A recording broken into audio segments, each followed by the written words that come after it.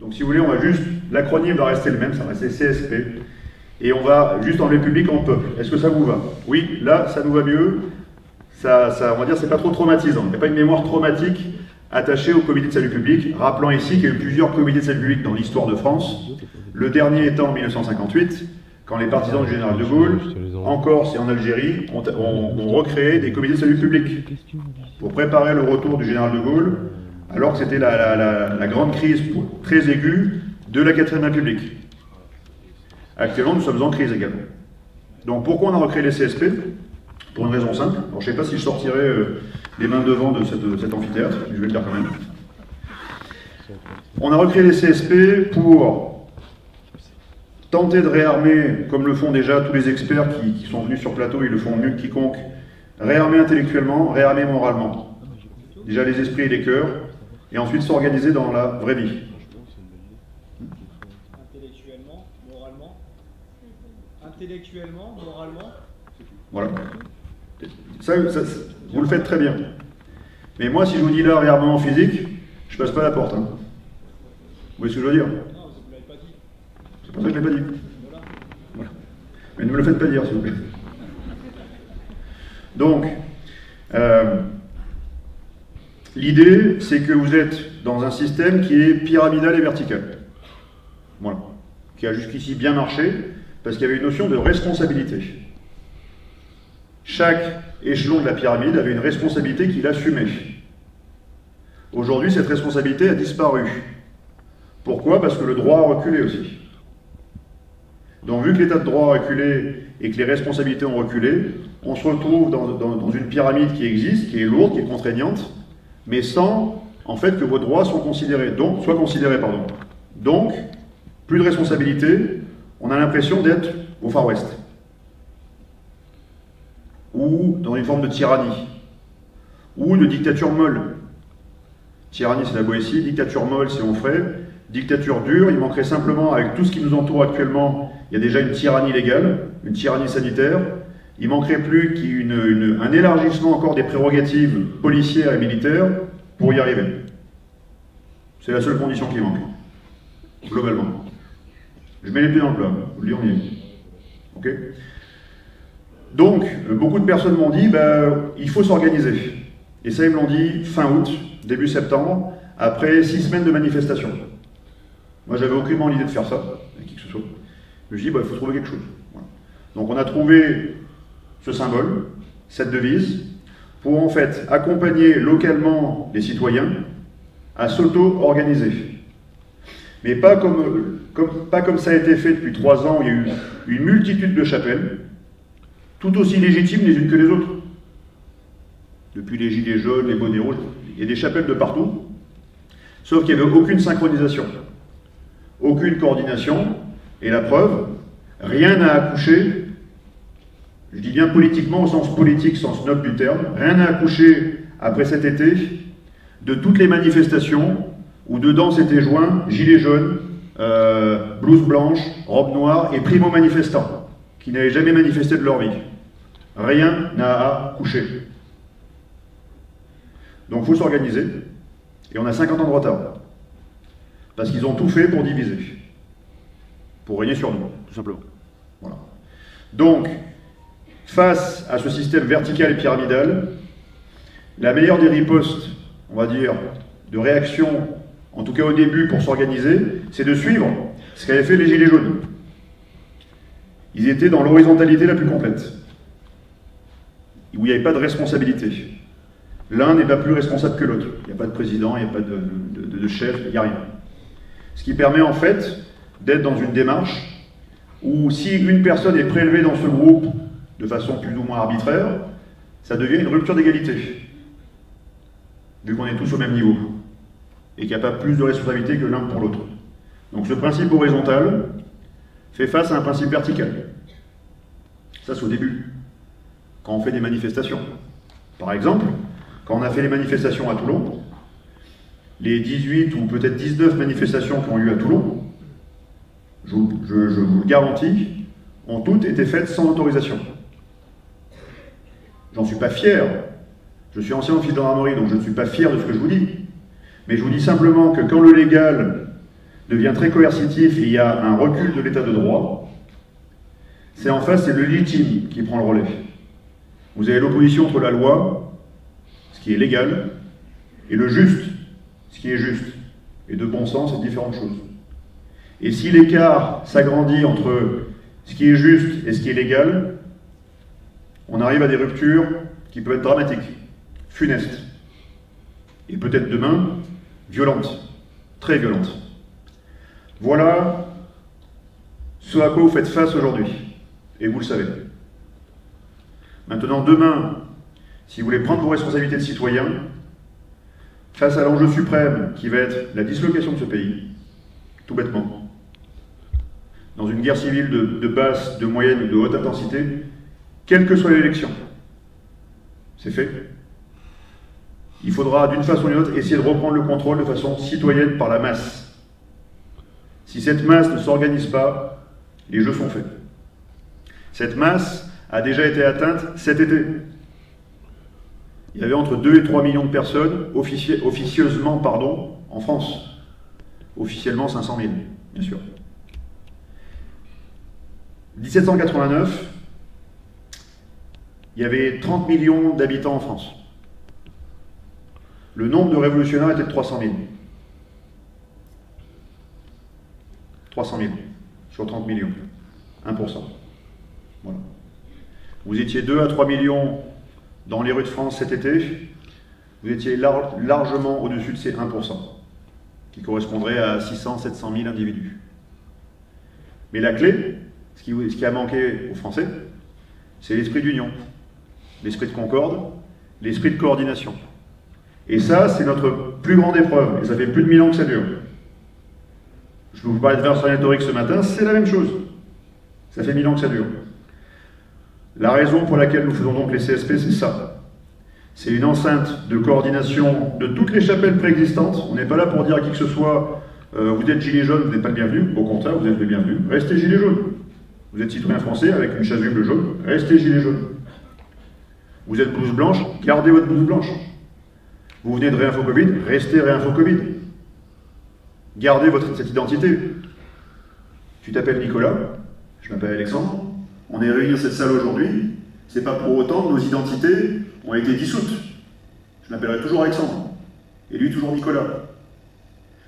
Beaucoup de citoyens ont peur de ça. D'avoir leur identité dissoute dans un groupe, quelque chose, quoi que ce soit. Parce que vous avez été marqué par 50 ans de trahison politicienne.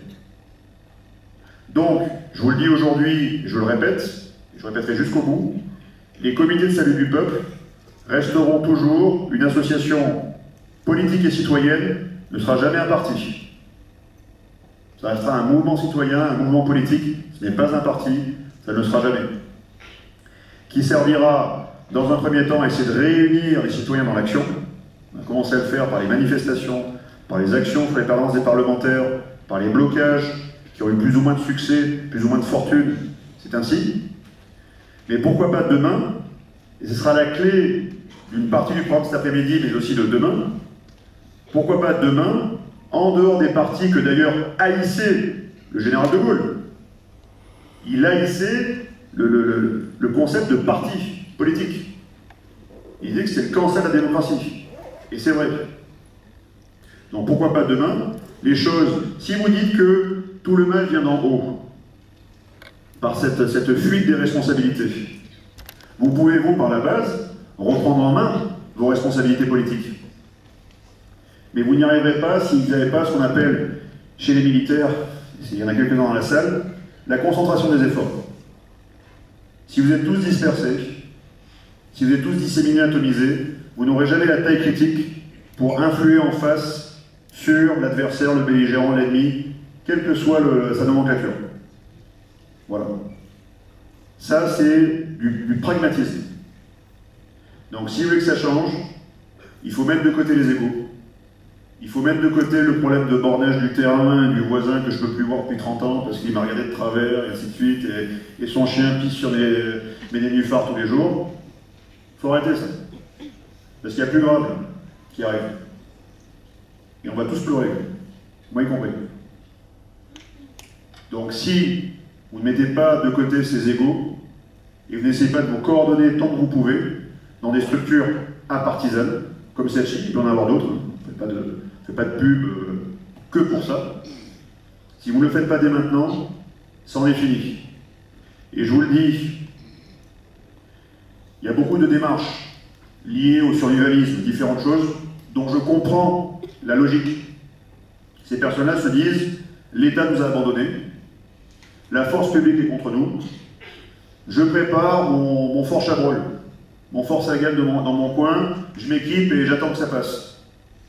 Ces personnes-là ont déjà perdu. Stratégiquement, elles ont déjà perdu. Tactiquement, ça tiendra.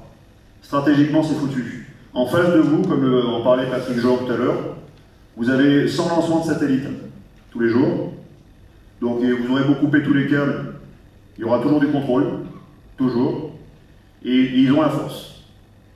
Mais la force qu'ils n'ont pas, et qui leur fait peur, plus que l'argent, même plus que les armes, j'ai pas envie de vous dire, c'est la force du nombre. La force d'un peuple qui se lève. Ça, c'est leur suprême peur, leur suprême abomination. Voilà ce que je vais vous dire pour aujourd'hui, et je vais répondre à vos questions concrètes d'organisation. Voilà, je suis là. Bonjour, merci. Donc, Wilfried, justement, parce que moi, la devise qui m'intéresse, c'est se réunir, se synchroniser et gagner. Donc, est-ce que, en termes de déroulement, il y a une date pour ça, ou est-ce que, forcément, il y en a une, c'est donc, voilà. C'était hier. La date, c'était hier. Non, non, la date, elle Ça fait 40 ans que vous faites. Non, non, la date, elle est fixée. Donc, c'était pour savoir si vous avez déjà une date fixée pour ça, ou si ça restait une devise sans date fixée pour l'instant.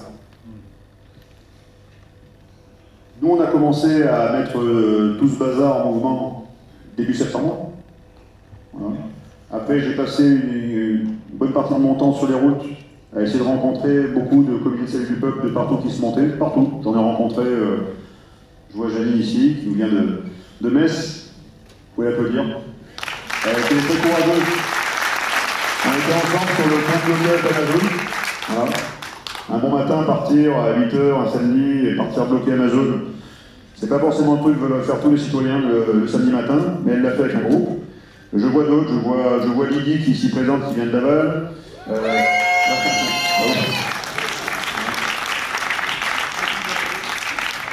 Je vois Maurice, Jean-Claude qui viennent aussi de Toulon et du Var, qui sont ici. J'ai parlé des personnes qui venaient de Quimper, des personnes qui venaient de Vendée, j'ai parlé des gens qui venaient de la Somme, bref, ils sont là-bas, de la Somme, voilà. Ça se réveille tous partout. Et vous êtes les premiers. Vous connaissez la fameuse courbe qui vient d'ailleurs des neurosciences. Neurosciences, alors Patrick Joly me rattrapera si je me trompe, mais les neurosciences sont dérivées des techniques militaires de guerre psychologique où les Français étaient d'ailleurs très bons et la plupart de leurs travaux ont été récupérés par les Américains qui ont utilisé ces techniques de guerre psychologique qu'on subit actuellement pour vendre ça ensuite à Procter & Gamble, pour faire du marketing, pour vendre de la lessive. Donc toutes ces techniques-là existent, ces techniques de contrôle mental. Voilà. Ces techniques, en fait, comment dire, elles servent en fait à... J'ai oublié. Je suis parti sur Procter, j'ai vu la lessive et j'ai oublié. On est les premiers. On est les premiers. Voilà. Merci, on est les premiers. La fameuse courbe. Procter et d'autres ont analysé en fait ce qui se passe au niveau cérébral et aussi de la psychologie comportementale et la psychologie des foules. Voilà. Et ils ont par exemple, quand demain vous êtes chef d'entreprise, vous lancez un produit par exemple, vous savez qu'il va toujours avoir ce qu'on appelle les early adopters. Les premiers. Les fameux premiers de cordée. Vous aimez bien l'expression depuis que Emmanuel Macron l'a utilisé. Les premiers. La courbe monte ensuite, en termes de volume, et ensuite vous avez donc une courbe en cloche qui monte, et après vous avez ce qu'on appelle les laggards en phase 3, où c'est tous les suiveurs, les followers, toutes ces personnes-là qui vont suivre et qui vont constituer en fait la masse principale. Et qui elle ensuite va changer en fait tout le système. Si vous êtes là ce matin, à part quelques curieux, quelques amis bien sûr, que je salue, vous êtes là parce que vous êtes avant tout des pionniers, les fameux early adopteurs. Vous êtes déjà convaincus de ce qui se passe, vous êtes ce qu'on appelle les battleurs. Même dans le règne animal, il existe dans un troupeau, je fais partie de ce troupeau, hein, ne vous inquiétez pas, il existe dans certains troupeaux ce qu'on appelle les battleurs. Ceux qui sont là pour avertir quand une menace arrive. Ces battleurs sont nécessaires, en fait, pour avertir que le corps de cette espèce animale, ou le corps que nous constituons tous, nous humains et nous ici français, est attaqué, est menacé. C'est pour ça qu'il y a l'existence de toutes les personnes qui succèdent aussi aujourd'hui. C'est pour ça qu'on est reconnaissant de toutes ces personnes. Donc vous en faites manifestement partie de ces personnes-là. Et donc, vous avez plus de courage que la plupart, et mauvaise nouvelle, vous allez en avoir besoin encore plus pour tenir le temps nécessaire pour qu'ensuite on arrive à la cloche. Et qu'ensuite, les personnes se disent, la vérité est établie, ces personnes-là avaient raison, ils ont anticipé, ils étaient pionniers, ils étaient battleurs, ce sont les justes. Vous êtes les justes. Et vous ne le savez pas encore. Au fond de votre cœur, vous le savez, mais la vérité de droit ne vous a pas été encore donnée, rendue. C'est qu'une vérité de fait, pour l'instant. Un jour, il y aura une vérité de droit qui sera rétablie. Et ce jour-là, tous ceux qui se sont battus, qui ne seront pas oubliés, feront partie des justes. Et je remercie tous les justes qui font partie de cette salle aujourd'hui. Merci à vous.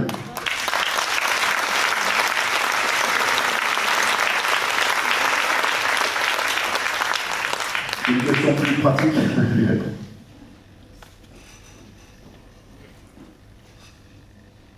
Bonjour. Alors, je vais me présenter très simplement. Je suis une personne qui, pour la première fois de ma vie, a défilé dans les rues de Rouen cette année. Quel mois, s'il vous plaît? Au mois de juillet, au mois d'août. Je ne me sens pas courageuse, mais je me sens particulièrement amoureuse. Je suis très amoureuse de mes petits-enfants. Et si aujourd'hui je peux savoir quelque chose que je peux faire pour que mes petits-enfants ne soient pas vaccinés, ça m'intéresse vraiment.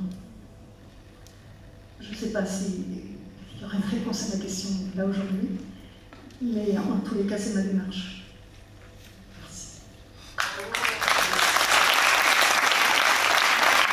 Je pense qu'on va arriver, j'en ai parlé il y a déjà plus d'un mois, on va arriver sur un premier mur de la troisième dose, premier mur, qui va ralentir en fait leur action, je dis je parle de ceux qui sont en face, qui nous imposent tout ça.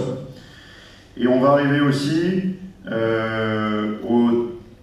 j'ai envie de vous dire au test social et sociétal de ce que sont prêts à faire 400 000 familles en France par rapport à leurs enfants. Les 5-12 ans, c'est 400 000 enfants. Que va-t-il se passer début janvier? Ces familles vont-elles réagir, les protéger coûte que coûte? Et s'ils le font, qu'ils en ont cette envie, parce que certains ne l'ont pas, et ils ont déjà condamné leurs enfants, s'ils ont cette envie, ils vont se réunir, parce qu'il n'y a que l'union qui fera la force. Autour de vous, nous on essaie de mailler un truc au niveau national, c'est une vaste entreprise, mais ça, on crée en fait des comités sur chaque arrondissement, proche, parce qu'on sait que c'est autour de soi que les choses doivent se faire. Donc en fait, notre démarche, c'est une démarche de proximité, pour vous essayer très vite de rencontrer des personnes qui sont autour de vous et qui ont les mêmes problèmes. Et je peux vous dire quelque chose, c'est que les premiers CSP qui sont ici présents, qui ont le courage de patienter, bientôt ils vont se prendre la foudre. Alors pas la foudre, pardon Janine, pas la foudre pour certaines raisons, désolé, mais la foudre en termes en fait de questionnement et comment dire, de colère. Il y a une colère terrible qui va arriver. Et ça va être la colère, non pas des primo-manifestants dont je fais partie, ou dont je fais partie, ça va être la colère de ceux qui ont eu une double dose. Ils vont se rendre compte, comme l'ont dit très justement toutes les personnes qui sont intervenues ce matin, ils vont être dans le même bateau, ils vont avoir un phénomène de compréhension, je suis face à la mort aussi, Et là, tout va se jouer, je pense, cet hiver. On y est. Et voilà la raison pour laquelle on a voulu faire ça aussi, avant de rentrer dans le dur. Parce que la fin de l'année, entre le climat social, financier, le climat tout court, les humeurs qui tombent, le bombardement médiatique permanent, ça vous détruit le cerveau, ça vous détruit la psychologie. Donc là, c'est le test, il est devant nous, il est d'ici janvier. Je ne suis pas devin, je ne peux pas vous dire si des milliers, des centaines de milliers de Français d'un coup vont se lever, mais s'ils se lèvent cette fois-ci, la seule chose que je peux vous dire, c'est que s'ils se lèvent, il faudra qu'ils s'organisent avec ce qu'on aura commencé à créer entre autres choses, pour réussir. Sinon, ce sera un énième épisode. Gilets jaunes il y a 3 ans, primo manifestants estivaux cet été, et encore mouvement des gens en colère du Covid, cet hiver, qui auront refusé ça pour leurs enfants. Et on y est, on est là. Donc toutes les personnes qui de près ou de loin aideront à tenir ce choc, s'organiser, se synchroniser pour faire bloc face à ce qu'ils vont faire, le nombre fera reculer, excusez-moi du terme, la bête. Le nombre fera reculer la bête. La bête de ce que vous voulez. Hein. La bête de l'événement, comme en parlait Macron, ou la bête d'autre chose. Mais en tout cas, le monstre, face auquel nous sommes tous, reculera si nous sommes nombreux. Monsieur, on vous écoute? Oui, alors moi c'est Eric de Saint-Quentin. Nous sommes déjà un groupe citoyen qui demande déjà des actions concrètes sur le terrain. On a notamment fait l'action sur notre député. Ça marche, on peut penser que ça a fonctionné. Moi j'aimerais savoir comment savoir s'il y a déjà un comité de télé du peuple créé dans la zone. Comment on va le savoir et qu'est-ce qui se passe s'il y a plusieurs personnes qui ont la même idée au même moment et comment éviter les dissensions, les guerres d'ego et puis quelles seront les actions concrètes menées pour justement qu'il n'y ait pas de dissension et de guerre d'ego et pour que tout le monde tire dans le même sens. Voilà, c'est une question. C'est des questions à 100 000 €. Peut-être qu'un jour on dira 100 000 francs, si le franc revient. Voilà, c'est la question à 100 000 balles en tout cas. J'en sais rien. Pour les dissensions, les égos, j'en sais rien. Comme je vous dis, ça fait 1500 ans qu'on se traite ça. Pourquoi? Parce qu'on a un merveilleux pays rempli de climats différents, de cultures différentes, en fait, qui cohabitent dans la même nation. Et ça nous fait des caractères différents, ça nous fait des vues différentes, et c'est ce qui fait le génie français, pour le meilleur côté. Mais le pire, c'est quand ce génie français n'est pas confronté à une épreuve, et donc il se disperse. Là, l'épreuve est là. Peut-être que le génie français, son génie social notamment, va se réunir. Peut-être. Maintenant, concrètement, par rapport au comité, s'ils existent, alors nous, en fait, on utilise des moyens de communication. La clé actuelle, c'est une clé de rapidité. Donc, beaucoup de personnes nous appellent par des lignes fixes, on dit ça va être compliqué de se coordonner. Qu'est-ce que je veux dire? Ils nous envoient des messages, des mails entrants, on les gère. Et ensuite, on essaie de recueillir téléphone portable, différentes applications, WhatsApp, Telegram, différentes choses, pour créer des fils de coordination et d'action. En se disant, quand vous aurez ça dans votre main, vu que le blackout n'est pas encore arrivé et ne risque pas d'arriver, comme le dit Patrick Joland, parce que toute cette masse satellitaire fera qu'il soit soit diligenté, mais en tout cas, il n'y aura pas de rupture de câble. Avec ça, vous pouvez aller vite. Et vous pouvez échanger vite. Mais vous devez changer pour agir. Donc nous, on a mis en place 3 typologies d'actions depuis 3 mois. Voilà. On a fait l'action sur manifestation, pédestre, simple. Partir d'un point A à un point B en criant, je l'ai fait, j'ai un mégaphone. Donc avec mon mégaphone, je criais d'un point A à un point B, et j'ai compris que le pouvoir s'en fout. Ensuite, on a commencé à faire des actions sur les parlementaires. Ça a commencé à porter ses fruits. Mais encore une fois, c'est l'action, la rapidité. C'était là qu'il fallait qu'on le fasse en octobre. On a essayé de stimuler tout le monde pour aller en masse devant les permanences parlementaires. Certaines permanences, ça a marché. La permanence, par exemple, de Bourg-en-Bresse, ça a marché. La permanence de Cogolin, ça a particulièrement marché. Il y a des permanences où on est allé, il y a eu peut-être 25 actions. Sur 25 permanences, c'est pas beaucoup. Parce qu'il y a 577 permanences. Et on rattrape 50 ans en fait. Donc on a fait 25 actions. Sur les 25, il y a 3 députés, 10%, qui ont changé de vote. Donc si on l'avait fait sur 517, avec suffisamment de colère, contenue, citoyenne, pacifique, toujours, hein. On peut être en colère, hein, mais pacifique et citoyen, pour pas en fait tendre les verges pour se faire battre. Peut-être que ça aurait commencé à instiller la peur chez nos chers représentants, et là ils auraient réagi.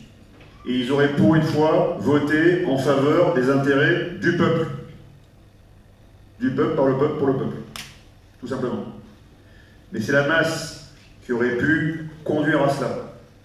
Et cette masse, il y avait des pionniers, des battleurs et des early adopteurs qui étaient là, ils l'ont fait courageusement, mais ce n'était pas suffisant pour que ça crée en fait une masse critique en France sur 50, 80, 100, 200 parlementaires et qu'après ça change. C'est la clé. On pourrait le refaire, avec plus de monde. Et ensuite on a essayé les blocages. Je dis bien essayer parce que c'est pas encore une réussite vu qu'on est au début de la courbe. Mais pour une raison simple. C'est que moi, en tant que citoyen, je suis né libre et égal avec vous en droit. Et parce que je ne me suis pas fait injecter, j'ai pas de schéma vaccinal, différentes choses, je devrais avoir ma liberté de déplacement réduite. Alors que le flux vidéo n'a pas de restriction de déplacement. Le produit que vous achetez sur Amazon n'a pas de restriction de déplacement. Toutes les frontières sont ouvertes aux 4 vents. Il n'y a plus de taxes, nulle part. Tout est libre. Sur ce qui est en fait lié à l'argent. Tout, sauf vous, et sauf moi. Donc la liberté du citoyen ne doit pas être en dessous de la liberté de la marchandise. Voilà la raison pour laquelle on a essayé de bloquer. Pour faire comprendre ça à nos concitoyens. Or, ils ont compris qu'on voulait les embêter. Pas du tout. On veut soit vous réveiller, soit vous convaincre que vos droits sont supérieurs à ceux d'une marchandise, parce que vous n'êtes pas un objet. Ce que voudrait faire ce cher Jacques Attali. Transformez-vous et moi en objet. Donc encore moins un sujet, je veux dire. Citoyen, sujet, objet. Ils veulent faire de nous des objets contrôlables. Et si nous ne sommes pas contrôlés, c'est la mort. Sociale, économique, financière, physique. Par ce qui se passe actuellement. Voilà ce qui se passe. Donc 3 typologies d'actions pour l'instant on a faites. On pourra en faire d'autres. Mais on restera pour l'instant à ce stade, toujours dans un cadre citoyen, pacifique, pour justement ne pas prêter le flanc à autre chose et malheureusement peut-être alimenter une situation que je ne souhaite pas. Une situation très délétère et qui pourrait arriver. Je peux? Bonjour, je m'appelle Christine Sedano, je viens de Paris et je manifeste tous les samedis donc à Paris et puis voilà. Je représente en fait les personnes handicapées et j'aimerais savoir si vous avez prévu quelque chose dans votre comité de salut du peuple concernant les personnes handicapées, quel pourrait être leur rôle, parce que je pense qu'on a des choses à dire et à faire et on n'est pas toujours, j'allais dire, pris au sérieux hein, dans notre société. Et c'est pas avec les gouvernements qu'on a eu jusqu'à présent que les choses, enfin, ça ne nous a pas facilité la vie. Et je peux vous dire que les confinements et puis la situation que nous vivons est absolument abominable. Donc voilà, j'aimerais savoir qu'est-ce qu'on peut faire pour ce comité. Écoutez, moi j'ai pas de programme électoral. Hein. Donc pour le handicap, je ne vais pas vous répondre aujourd'hui sur ce que je voudrais faire pour le handicap. Je vous dis simplement par exemple que concrètement, aujourd'hui on savait que beaucoup de personnes ne pourraient pas venir. On s'est plié en cadre pour essayer de leur offrir toutes ces choses-là, techniques, pour qu'elles puissent suivre depuis chez elles. Parce qu'elles étaient justement dans le handicap. Elles ne pouvaient pas bouger. Mais par le cœur, elles étaient ici avec nous aujourd'hui. Et on les salue d'ailleurs. Est-ce que la personne handicapée que je suis peut faire quelque chose avec vous? Bien sûr, toutes les bonnes volontés sont les bienvenues. Toutes. D'accord. Et au contraire, vous aurez une force d'exemple encore supérieure. Parce que quand vous avez quelqu'un comme moi, entre 30 et 40 piges, en pleine forme physique, et qui n'a pas envie d'aller au charbon, et qu'en face de lui, il y a une personne comme vous, handicapée, qui se déplace, qui fait 300 bornes, pour justement essayer de réveiller les consciences et avoir une vie de citoyen, et lui dire c'est ça qu'il faut faire. C'est pas une vie de consommateur qu'il faut avoir, c'est une vie de citoyen. Faire vivre la cité aristotélicienne dont parlait M. Murer tout à l'heure. C'est ça qu'il faut faire. Vous avez une force d'exemple encore supérieure aux autres. Parce que si vous le faites, tout le monde peut le faire.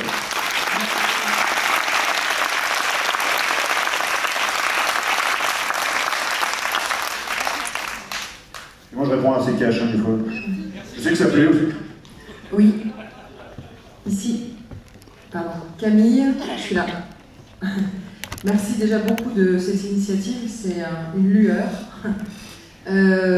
Vous avez dit beaucoup de choses autour du sens, enfin de la division, de la propagande et du fait que c'est une guerre psychologique. Et principalement et précisément, je pense qu'on est dans une entreprise, dans une guerre psychologique de propagande, d'hypnose, et peu de gens connaissent en fait les mécanismes de la torture psychologique, expérience de Milgram, expérience de H, Viktor Frankl dans les camps de concentration, la logothérapie, etc. Et je pense qu'il serait important d'avoir une action d'information des personnes sur ce que c'est que la propagande, sur comment marche la manipulation. Parce que chaque intervention de Macron en est un exemple, chaque intervention de Véran en est un exemple. Sur le non-verbal, le paraverbal, sur le fond, la forme. Et en fait, les gens sentent intuitivement que c'est bizarre, ça ne marche pas, mais ils ne savent pas pourquoi. Et on est sur des choses binaires, pour, contre, pro-vax, antivirus, etc.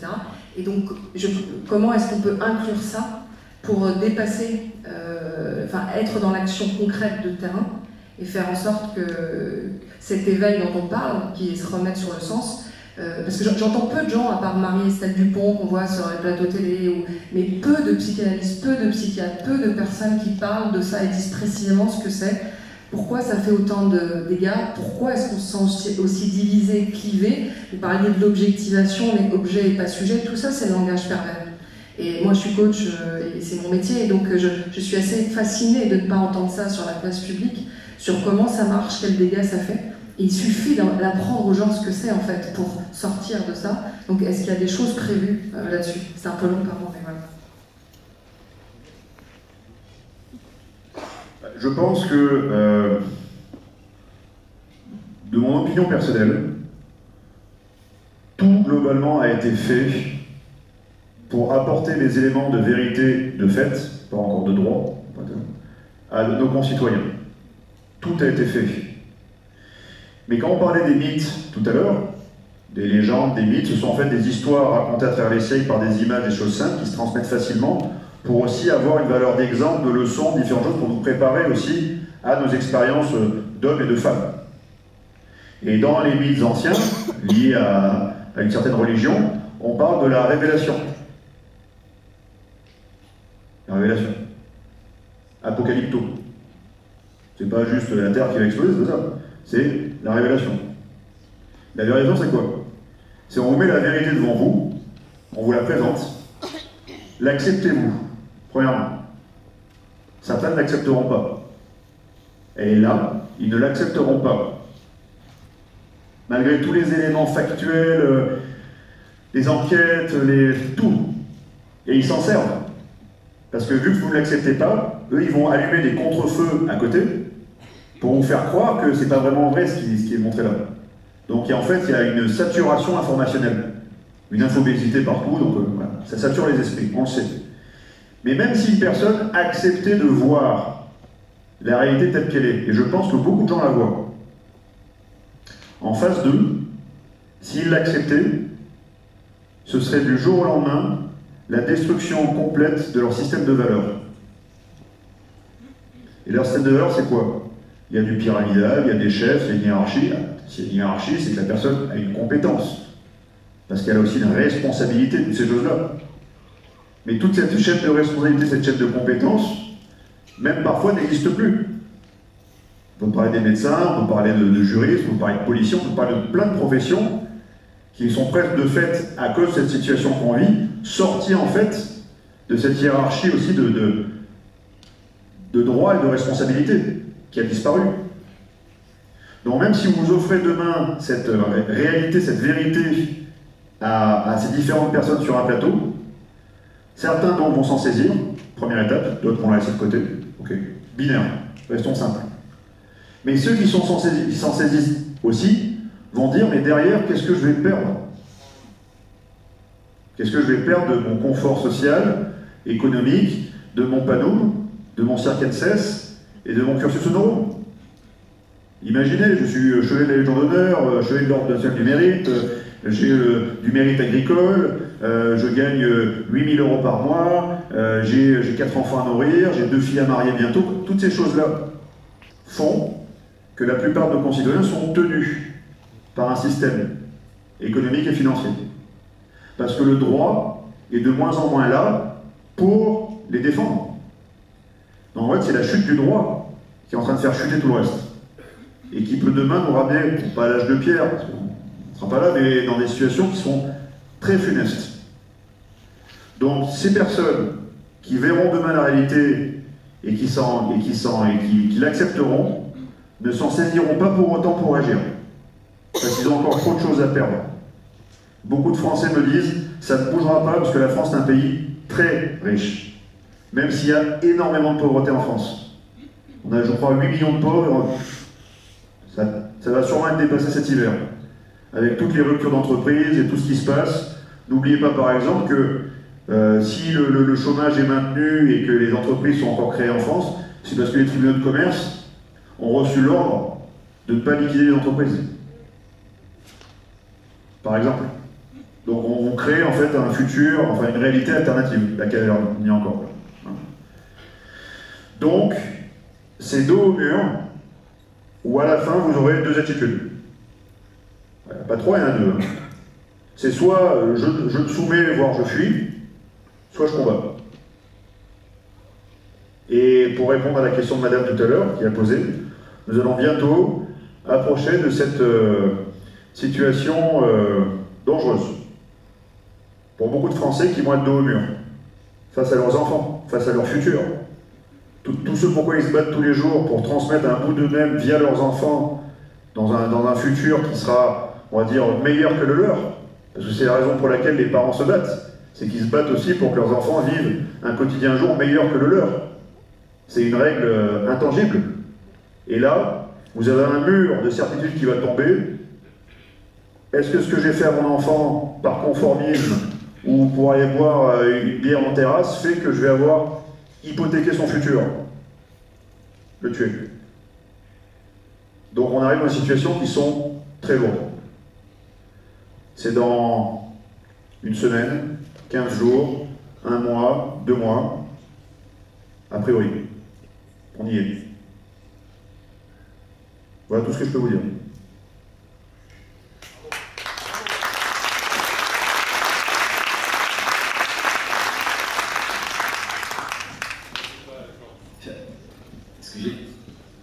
Le droit à une dernière petite question, Cyril de Londres.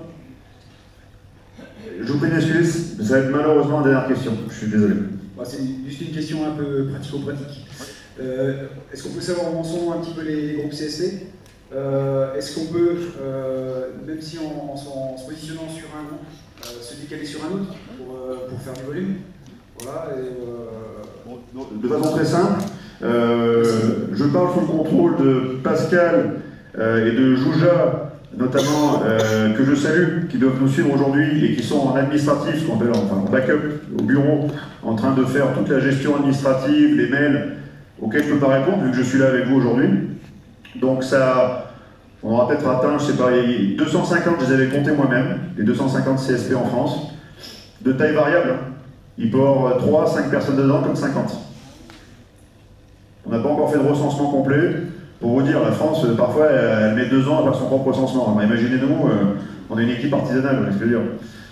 Mais bon, ça grossit, ça s'étoffe au fur et à mesure. Donc on doit être peut-être autour de 300, environ. Mais maintenant, la clé, c'est de structurer et de consolider chacun de ces CSP. Certains le sont déjà pas mal. Pourquoi? Parce qu'ils ont à leur tête des personnes, hommes et femmes, d'un certain tempérament. Parce que l'union fait la force. Oui, Janine. Je sais que les tempéraments, Janine. Ils ont un certain tempérament. L'union fait la force. Mais pour que cette union se fasse, il faut de la force. Donc c'est la force qui fait l'union aussi. Donc si vous avez le tempérament de caractère pour tenir face au colibé, aux guerres des égos, différentes choses, vous tracerez un chemin. Localement ou nationalement, tous ensemble. Mais en tout cas, vous le ferez. Mais ça dépend de vous. Moi, j'assumerai ma responsabilité, qui est celle de faire tout ce que je peux pour vous offrir des éléments d'appréciation, de coordination différents pour des coordinations nationales, et on travaille dessus. Je salue d'ailleurs Églantine, qui est dans la salle et qui m'aide à la coordination opérationnelle des plans, différentes choses qu'on donne à tous les citoyens pour leur faciliter le travail. Enfin, essayer en tout cas. Oui, Églantine. Ah, je vous la présenterai tout à l'heure. Je présenterai toute l'équipe tout à l'heure sans faute. Tout le monde sera là. En tout cas, voilà. 300. La clé maintenant, c'est d'avoir des personnes qui sont à la tête de ça, qui ont du tempérament, qui font ça pour l'amour de la France, l'amour de leur famille, qui ont simplement... Ils peuvent juste avoir la trouille. Moi, j'ai rien contre la trouille. La peur. Je veux pas que la peur me domine. Mais si la peur permet à vous, à d'autres personnes, de se dire c'est une raison suffisante pour agir, je suis pragmatique. Utilisons-la pour agir. Ce sera toujours pour un souverain bien. Et par contre, il ne faut pas se laisser contrôler par elle. Là, on a déjà perdu. C'est mort. On a perdu. Donc, pratico-pratique, est-ce que j'ai répondu à votre question? Ok, merci. Ah ben une dernière. Je vous en supplie, après il faut vraiment arrêter, sinon les intervenants qui sont là, ils commencent à taper du pied, ils envoient des fléchettes que vous ne voyez pas. Ils veulent participer, donc est-ce que Alain est prêt à la régie pour tout ce qui est les visios, tout ça cet après-midi? Ok, super. Dernière question. Petite question, je suis Anne du CSP 453, donc Cogolin, et je voulais savoir quand est-ce que les forces publiques seront de notre côté. Parce que là, ça n'a pas été le cas samedi. On s'est fait aligner des points en moins, verbalisation, etc. Et on a beaucoup souffert. On a eu peur, on était face à la force publique, d'un côté, et de l'autre côté, face à des citoyens qui ne partageaient pas notre avis. Alors, actuellement, vous avez, on peut dire, deux entités. Vous avez le peuple, ici. On a un échantillonnage parfait de ce qu'est le peuple français ici. Échantillonnage parfait. Il y a tous les âges, toutes les conditions sociales, c'est là. Il est là. Et en face, vous avez la force publique, qui, alors, je suis content que là, tu l'aies appelé la force publique, et pas les forces de l'ordre. Je me bats aussi contre ça, parce que ça pourrait être des forces de l'ordre républicaines, certes, mais pourquoi pas demain tyrannique ou dictatoriale, force de l'ordre. Non, la force publique, elle appartient au peuple. Et il faut le rappeler. Ça commence par les mots. Mais ensuite, concrètement, Anne, ce que tu as subi le week-end dernier, que j'ai subi aussi, que Janine a subi, que d'autres ont subi, c'est en fait la loi du nombre insuffisant. On était passé en loi. Si on passait une taille critique, ça a changé le rapport de force avec cette force publique que j'ai vu sur certains points où ils m'ont posé une question très claire. Ils m'ont dit, mais pourquoi vous êtes si peu nombreux ce matin? Pourquoi? Une partie de la force publique attend que le peuple se lève. Une partie du peuple majoritaire attend que ce soit l'armée qui se lève. Non, vous êtes comme au bal. Au bal, et voilà. Vous avez deux prétendants qui se regardent, et ils ne valsent pas. Comment vont-ils se mettre à valser? J'en sais rien. Je ne maîtrise pas une dynamique aussi puissante que ce qu'est un peuple. Il a sa conscience collective et je ne la maîtrise pas. Je ne sais pas. Moi, je suis un petit aiguillon qui essaie de pousser dans une direction pour aller quelque part, mais je suis un minuscule aiguillon. Et on est tous ça, en fait. Donc, je n'ai pas la réponse à cette équation. Je ne sais pas qu'est-ce qui se passera, quel est le déclencheur qui fera que les choses vont évoluer dans un sens ou dans l'autre et basculer dans quelque chose. Mais ce qui est sûr, c'est qu'il faudra quelque chose peut-être de suffisamment symbolique et fort pour que d'un coup les consciences basculent, que le nombre revienne, que ce nombre s'organise, et là ce sera la clé. Et le peuple pourrait demain reprendre le contrôle de sa destinée politique.